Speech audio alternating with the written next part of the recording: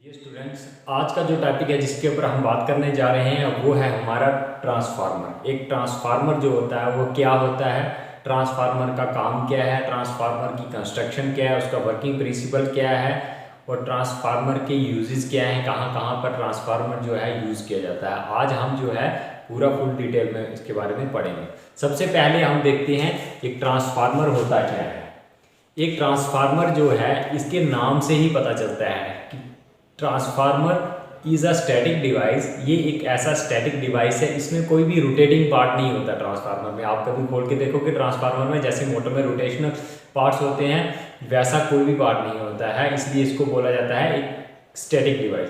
Transformer is a static device use to transfer power from one circuit to another circuit. सबसे बड़ा काम जो होता है ट्रांसफार्मर का वो ये होता है कि ये क्या करता है, जो एक सर्किट से दूसरे सर्किट में, एक जगह से दूसरी जगह में जो है ट्रांसफर करता है पावर को without changing the frequency. Frequency में कोई चेंजिंग नहीं आएगी। जो ट्रांसफार्मर होता है, अगर हम कहें कि यहाँ से एक जगह से दूसरी का पावर को ट्रांसफर कर रहा है तो फ्रीक्वेंसी का जो है उसके ऊपर ट्रांसफार्मर को इफेक्ट नहीं करेगा, फ्रीक्वेंसी सेम रहेगी। अगर हमारी फ्रीक्वेंसी इंडियन लाइट की 50 हर्ट्ज है तो 50 हर्ट्ज ही रहेगी, ना वो कम होगी ना वो ज़्यादा होगी।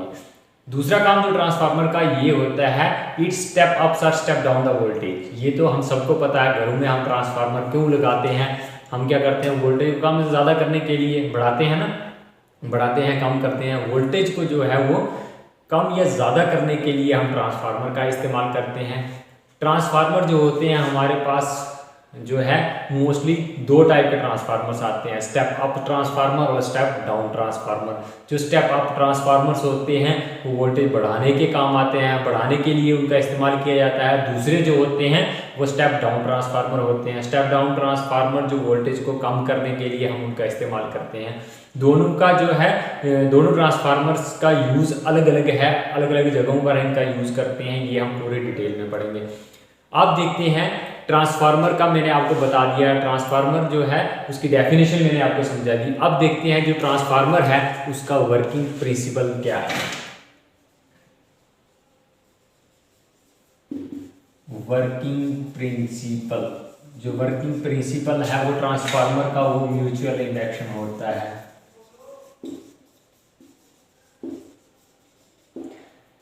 देखिए, जो म्यूचुअल ट्रांसफार्मर का वर्किंग प्रिंसिपल है वो म्यूचुअल इंडक्शन है। म्यूचुअल इंडक्शन का मतलब ये होता है, हमारे पास जो है ट्रांसफार्मर में दो कॉइल्स होती हैं, प्राइमरी कॉइल और सेकेंडरी कॉइल। दो कॉइल्स होती हैं जो म्यूचुअली वर्क करती हैं, दोनों की म्यूचुअली जो है वर्किंग से जो है ट्रांसफार्मर काम करता है, इसलिए उसे म्यूचुअल इंडक्शन बोला जाता है। Working principle of transformer is mutual induction.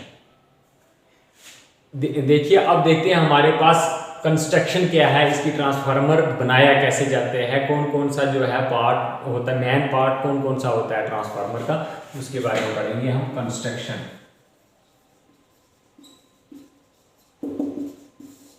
Transformer के लिए हम यहाँ पर ऐसे एक बना लेते हैं। ये सपोज करते हैं हमारे पास एक कॉइल है, ये बीच में होती है कोर और ये आती है हमारे पास दूसरी। यहाँ पर क्या किया जाता है, सोर्स ऑफ सप्लाई लगाया जाता है। सोर्स ऑफ सप्लाई, ये सिंबल एसी का है, यानी कि एसी सप्लाई, ठीक है। यहाँ पर ये हमारी जो कॉइल होती है इसको हम बोलते हैं प्राइमरी कॉइल, और ये जो दूसरी होती है इसको बोलते हैं सेकेंडरी कॉइल, ठीक है। ये बीच में होती है हमारे पास कोर, और यहां पर लगाया जाता है सेकेंडरी कॉइल के साथ हम लगाते हैं लोड, ठीक है। अब हम थोड़ा सा इसका समझेंगे। जब हमने क्या किया, ये देखिए, जब यहां से हम सप्लाई देंगे, ये हमारे पास सोर्स ऑफ सप्लाई, यहां से सप्लाई देंगे प्राइमरी कॉइल को। प्राइमरी कॉइल जो होगी एनर्जाइज होगी, इसमें मैग्नेटिक फील्ड बनेगा। जो मैग्नेटिक फील्ड बनेगा और ये कोर जो होती है इसके ऊपर ये वाइंडिंग की गई होती है। मैग्नेटिक फील्ड जो है इसमें प्राइमरी कॉइल को हम क्या करते हैं, सप्लाई देते हैं, मैग्नेटिक फील्ड बनता है। और सेकेंडरी कॉइल जो होती है उसमें जो है हमारा जो है ईएमएफ इंड्यूस्ड हो जाता है। ईएमएफ इंड्यूस्ड होगा।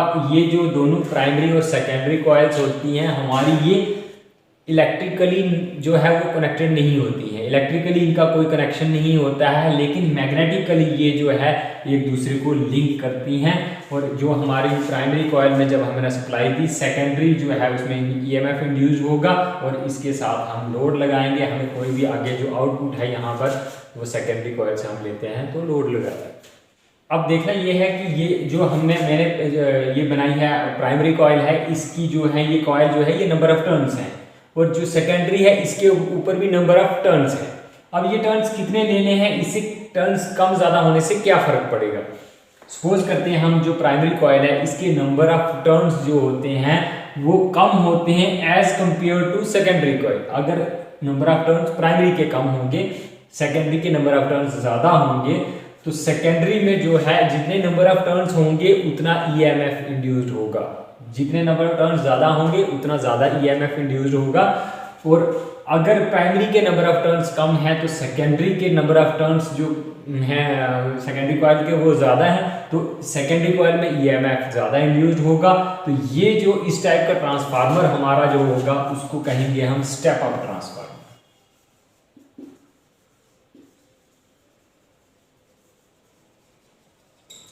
दूसरा, अगर सपोज करते हैं हम प्राइमरी के नंबर ऑफ टर्न्स ज़्यादा है एज कंपेयर टू सेकेंडरी, अगर यहाँ नंबर ऑफ टर्न्स ज़्यादा ले लेते हैं और सेकेंडरी के नंबर ऑफ टर्न्स जो कॉइल के हैं वो कम लेते हैं, तो कम लेने से क्या होगा, जो सेकेंडरी कॉइल होगी इसमें ईएमएफ भी कम इंड्यूस्ड होगा। कम इंड्यूस्ड होगा उसका मतलब जो हमारे सेकेंडरी है वो कम इंड्यूस्ड होने की वजह से ये जो ट्रांसफार्मर होगा इसको बोलेंगे हम स्टेप डाउन ट्रांसफार्मर।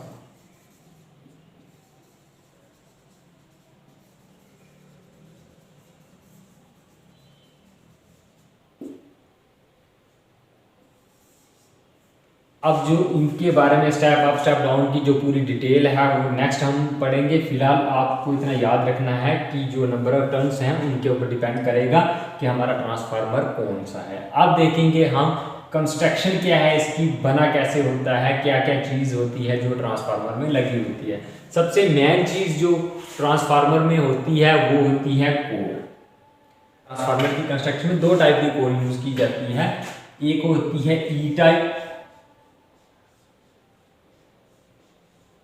और आई टाइप, या होती है हमारे पास एल टाइप।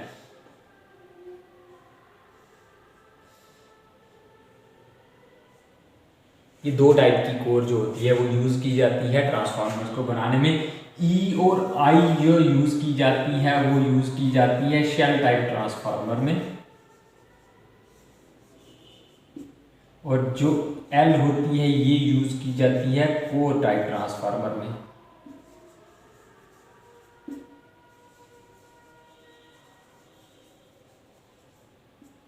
ठीक है, ये जो कोर होती है देखने में तो आपको एक ऐसा लगता है जो वाइंडिंग की होती है, आपको लगता है एक आयरन का ऐसे मोटा सा पीस लगता है कि उस पीस के ऊपर आपने वाइंडिंग की हुई है, लेकिन ये जो होता है एक पीस नहीं होता है, इसमें नंबर ऑफ स्टैंपिंग्स होती हैं, छोटी छोटी जो होती हैं स्टैंपिंग्स जो होती हैं वो यूज़ की जाती हैं। वो होती हैं 0.35 mm to 0.5 mm, इतनी थिकनेस होती है जो कोर की स्टैंपिंग्स होती है, पतली पतली स्ट्रिप्स होती हैं। उनको क्या किया जाता है, स्ट्रिप्स को जोड़ के लैमिनेट करके उसके ऊपर जो है ये वाइंडिंग चढ़ाई जाती है, उसके ऊपर वाइंडिंग की जाती है, और उसकी थिकनेस 0.35 mm to 0.5 mm तक जो है थिकनेस होती है कोर की। और कोर जो होती है वो बनी होती है सिलिकॉन स्टील,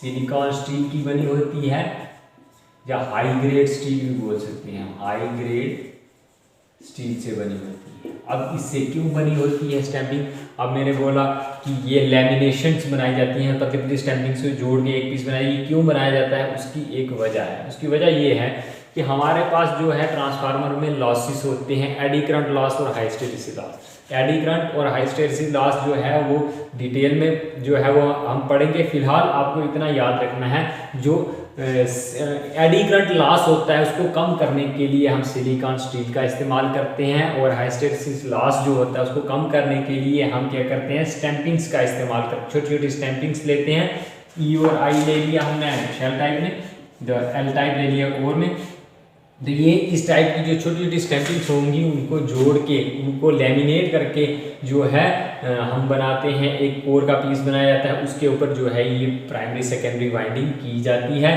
तो ये मोस्टली आपने इतना याद रखना है, सिलिकॉन स्टील की और लेमिनेशन इसलिए बनाई जाती हैं क्योंकि जो हमारे एडी करंट और हिस्टैरिसीस लॉस है उनको कम करने के लिए। लॉस जितने ज़्यादा होंगे उतना हमारा पावर वेस्ट होगा, तो वो जो हमारे पास हम कोशिश करेंगे कि कम से कम जो है वो हमारी पावर वेस्ट हो, इसलिए हम जो है ये जो मटेरियल है यूज़ करते हैं स्टैंपिंग्स बनाने के लिए।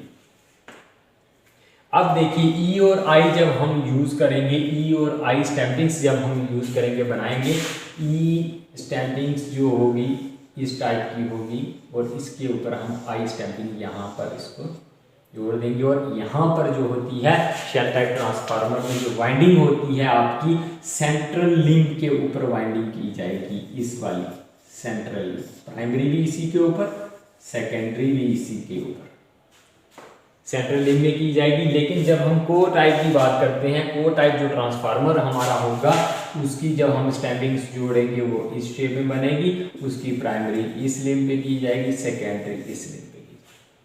जो थिकनेस होती है ई और आई स्टैंपिंग्स की हम बात करें, ये जो सेंट्रल लिंक होती है इसकी थिकनेस ज़्यादा होती है as compare to outer ones, और ये जो हमारा एल टाइप जो स्टैंपिंग्स होती है इनकी थिकनेस जो होती है वो बराबर होती है। और इसमें देखिए एक चीज़ और का ध्यान रखना है, ये जो हमारा इसमें जब हमारे पास ये कोर टाइप ट्रांसफार्मर में क्या होता है, जो फ्लक्स होता है, फ्लक्स जो मूव करता है, जो ईएमएफ इंड्यूस्ड होती है, तो वो जो कॉइल में मूव करती है तो उसके लिए जो मैग्नेटिक पाथ होता है वो कोर टाइप में एक सिंगल मैग्नेटिक पाथ जो फ्लक्स होगा वो ऐसे फ्लो करेगा एक ही रास्ते में। लेकिन जो हमारा शेल टाइप ट्रांसफार्मर है उसमें जो मैग्नेटिक पाथ होते हैं वो दो बनते हैं, उसमें जो मैग्नेटिक फील्ड है, जो मैग्नेट मूव करता है वो इस ऐसे करेगा, एक ये रास्ता है उसके लिए, दूसरा ये। जैसे मैंने कहा कि जो वर्किंग प्रिंसिपल है ट्रांसफार्मर का वो होता है म्यूचुअल इंडक्शन, म्यूचुअल इंडक्शन पे वर्क करता है। ये जो म्यूचुअल इंडक्शन है, ये जो फार्मूला जो है ये फैराडेज ने दिया था, इसलिए इसको Faraday's law of electromagnetic induction भी बोलते हैं। फैराडेज ने क्या कहा था, whenever we placed a coil near the other one, अब दो कॉइल लेते हैं, एक कॉइल जो है उसको दूसरी के पास रखेंगे तो एक जो कॉइल है उसको हम सप्लाई देंगे, तो जो दूसरी कॉइल उसकी नियर होगी उसमें भी ईएमएफ इंड्यूस्ड होगा, उसमें भी ईएमएफ इंड्यूस्ड होगा। और वो कितना इंड्यूस्ड होगा वो डिपेंड करेगा number of turns of the coil. ये जो कॉइल हमारी सेकेंडरी है उसमें कितनी नंबर ऑफ टर्न्स हैं उसकी जो है वो उसके हिसाब से ईएमएफ बनेगा। अगर ज़्यादा है तो ईएमएफ ज़्यादा बनेगा, वोल्टेज इंक्रीज होगी, करंट जो है वो कम होगी, रिड्यूस होगी। तो फ्रीक्वेंसी है, फ्रीक्वेंसी के ऊपर जो है कोई इफेक्ट जो है वो नहीं पड़ेगा।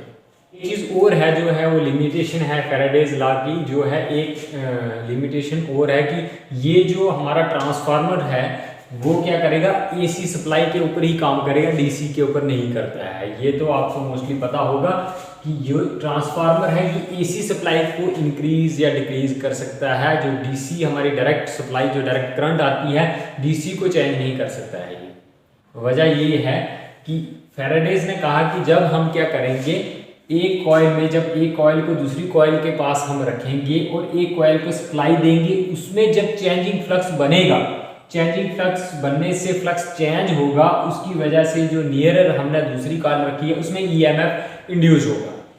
लेकिन जो डीसी होता है उसका फ्लक्स कांस्टेंट होता है, उसमें चेंजिंग फ्लक्स नहीं होता है। डीसी में भी आपका फ्लक्स बनेगा लेकिन उसमें इतनी पावर नहीं होती है, मैग्नेटिक एरिया उसका जो है वो लिमिटेड होता है, कम होता है। इसलिए जो हमारा एसी होगा, जैसे हमने कहा AC is your alternating current, AC आपकी अल्टरनेटिव मतलब चेंजिंग करंट है, अल्टरनेट का मतलब चेंजिंग करंट है। DC is your direct current, DC जो है वो डायरेक्ट करंट है, उसमें कोई चेंजिंग नहीं है। जो अल्टरनेटिंग करंट होगी आपकी वो चेंज होगी, उसकी वैल्यू चेंज होती है, मैक्सिमम में जाएगी, जीरो में जाएगी, नेगेटिव मैक्सिमम में जाएगी, जीरो में जाएगी, वैल्यू चेंज होगी, लेकिन डीसी की सेम रहेगी। इसकी चेंजिंग होने से जो है वो फ्लक्स जो होता है वो चेंजिंग फ्लक्स बनता है which is more powerful than the constant flux. Supply दे रखी, ये वायर है, इसमें अगर हमने एसी सप्लाई दे रखी है तो इसका जो मैग्नेटिक फील्ड होगा वो पावरफुल होगा, इतना एरिया सपोज करते हैं कवर करेगा, लेकिन जो डीसी होगी उसका जो एरिया मैग्नेटिक फील्ड है वो ज़्यादा नहीं होगा। इसलिए ये जो एक कॉइल में जो हम सप्लाई देते हैं वो दूसरी में लिंक नहीं करती है अगर हमें डीसी सप्लाई लेनी है। इसलिए हम क्या करते हैं, डीसी सप्लाई को हम चेंज नहीं कर सकते हैं। जो अल्टरनेटिंग करंट एसी करंट है उसी के ऊपर जो है ये ट्रांसफार्मर जो है ये काम करेगा। फिर आता है आपके पास types of transformers.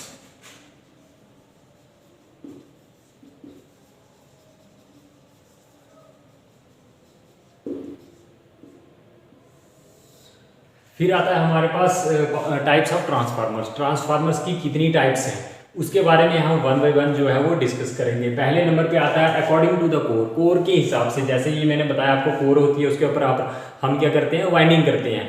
According to the core, जो कोर है वो किस टाइप की है, कोर टाइप है या शेल टाइप है, इसके कोर के ऊपर भी डिपेंड करता है। जो कोर यहाँ पर हम एल टाइप स्टैंपिंग यूज करेंगे वो कोर टाइप ट्रांसफार्मर आएगा। दूसरा जिसमें ई और आई यूज करेंगे वो हमारा शेल टाइप ट्रांसफार्मर आएगा। फिर आता है according to the voltage. Voltage के हिसाब से देखेंगे हम कि जो ट्रांसफार्मर है वो कैसा है, स्टेप अप ट्रांसफार्मर है या स्टेप डाउन है, वो डिपेंड करेगा। जैसे मैंने आपको बताया था नंबर ऑफ टर्न्स के ऊपर डिपेंड करेगा। सेकेंडरी नंबर ऑफ टर्न्स जो है वो ज़्यादा है as compare to the primary, तो आपका जो ट्रांसफार्मर है वो स्टेप अप ट्रांसफार्मर होगा। लेकिन अगर सेकेंडरी में नंबर ऑफ टर्न्स जो है वो कम है as compare to the primary, तो आपका जो ट्रांसफार्मर है उसको हम स्टेप डाउन ट्रांसफार्मर कहेंगे। फिर आता है according to the phase. Phase के हिसाब से भी ट्रांसफार्मर जो है वो दो टाइप के होते हैं, सिंगल फेस और थ्री फेस। सिंगल फेस जिसमें फेस और न्यूट्रल, जो आप सिंगल फेस सप्लाई जो घर में आती है फेस और न्यूट्रल के ऊपर अगर हम यूज़ करेंगे उसको, तो वो ट्रांसफार्मर जो होगा वो हमारा सिंगल फेस ट्रांसफार्मर होगा। अगर थ्री फेस सप्लाई के ऊपर R/B जो थ्री फेसेस आते हैं उसके ऊपर जो यूज़ किया जाता है ट्रांसफार्मर, उसको हम बोलते हैं three phase transformer.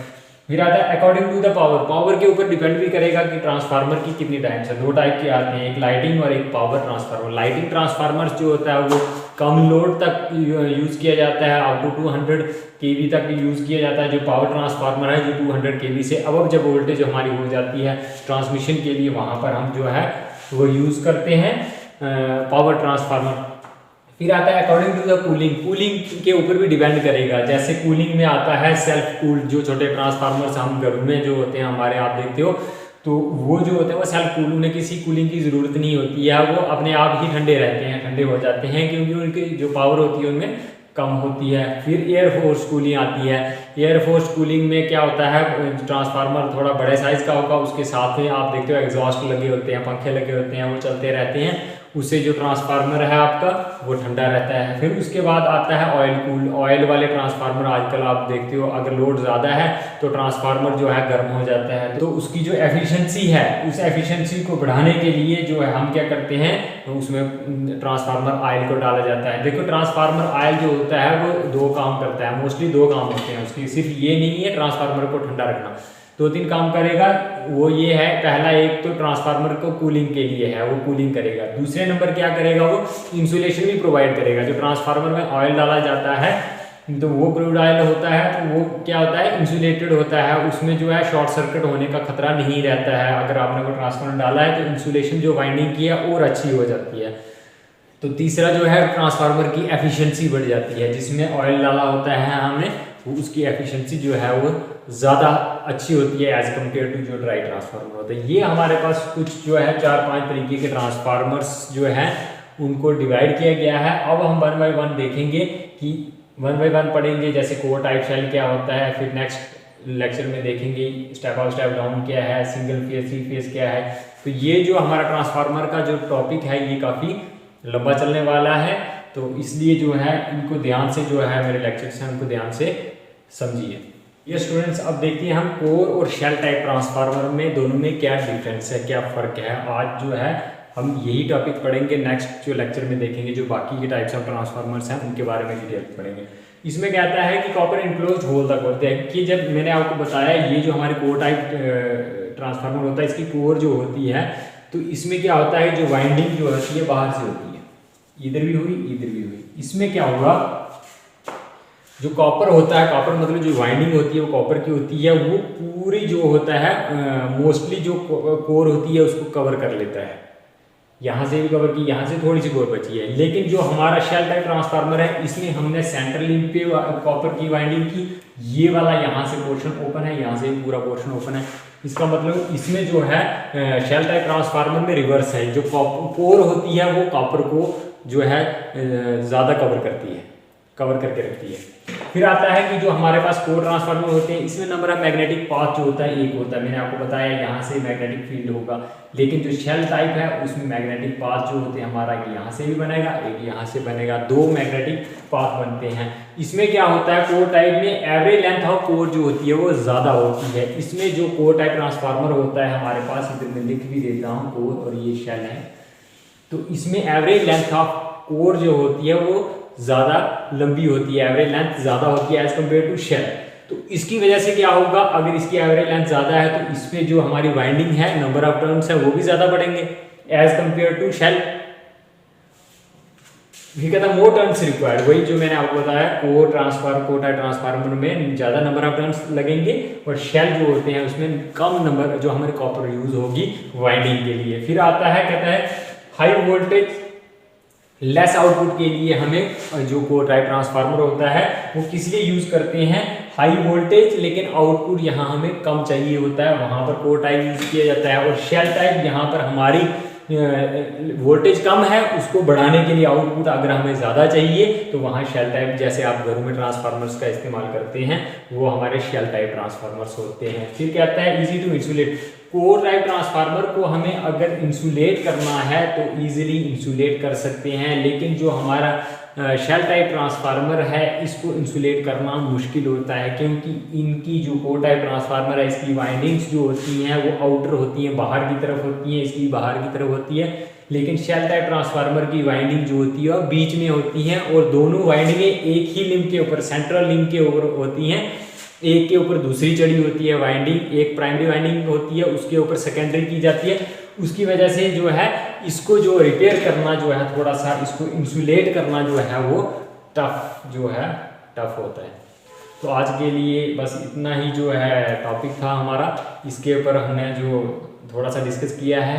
Next lecture में हम जो है बाकी के जो टाइप्स ऑफ ट्रांसफार्मर्स हैं उनके बारे में जो है डिटेल में डिस्कस करेंगे।